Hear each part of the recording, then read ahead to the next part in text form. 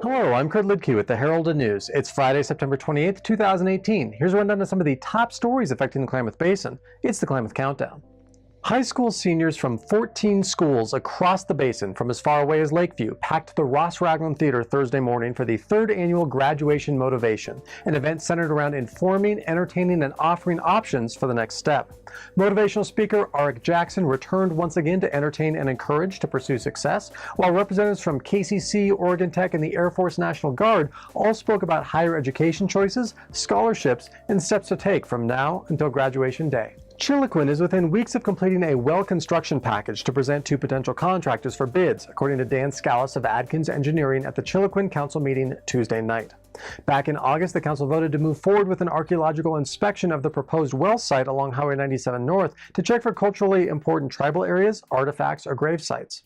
The inspection yielded no discoveries, which means they can move forward with completing the design and scope for the well and its water pipeline route.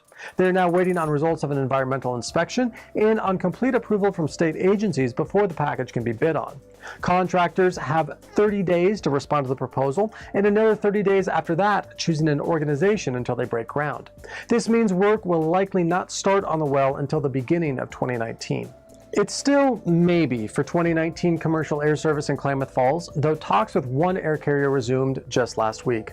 Crater Lake Klamath Regional Airport staff announced Monday that a group from Klamath Falls met with Utah-based SkyWest Airlines to talk about the potential of commercial air service returning to the area. Mead & Hunt Incorporated, an aviation contracting firm that works closely with Crater Lake Klamath Regional Airport and receives thousands from the city for continued construction projects, facilitated the most recent talks on September 19th. SkyWest first spoke with local city and airport officials in September of 2017. Additionally, the airline revealed in March that it could not resume air service this year, but could try again in a year's time. The discussions are over potential nonstop service to San Francisco to start things out, in addition to exploring future stops down the road. Though other locations such as Portland could be added, they're currently not part of the talks. The Klamath River Renewal Corporation last week put out its request for proposals for removal of the 4 hydroelectric dams on the Klamath River: Iron Gate, Copco No. 1 and 2 in California, and J.C. Boyle in Oregon.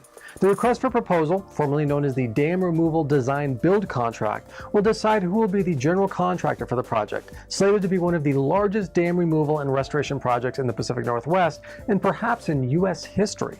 The general contractor is expected to be named in March 2019, and removal may start in early 2021.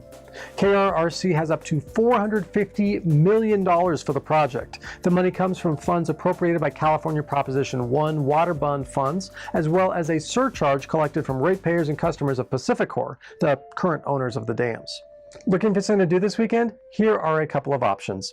This weekend marks the final productions of Southern Fried Funeral at Linkville Playhouse, with shows on Friday and Saturday at 7:30 p.m. I saw it, you should too. It's very funny. The National Sheepdog Finals continue through the weekend at a ranch outside of Alturas, California. And starting this week is Monster Max Murder Manor opening. Starting at 8 p.m. on most Thursdays and all Fridays and Saturdays now through November 3rd, the Klamath Basin Community Center has been converted into the largest haunted house Klamath County has ever seen, filled with all kinds of creepy, crawly amazements, including the world's largest zombie. If you want to get into the Halloween spirit, stop by. Entry is $10. As always, for a full rundown of upcoming events, check out Thursday's Limelighters section. Also, be sure to pick up Friday's Herald News for the new Klamath Life magazine. So until next week, for these stories and so much more, be sure to pick up your daily copy of the Herald News or visit us online at heraldnews.com.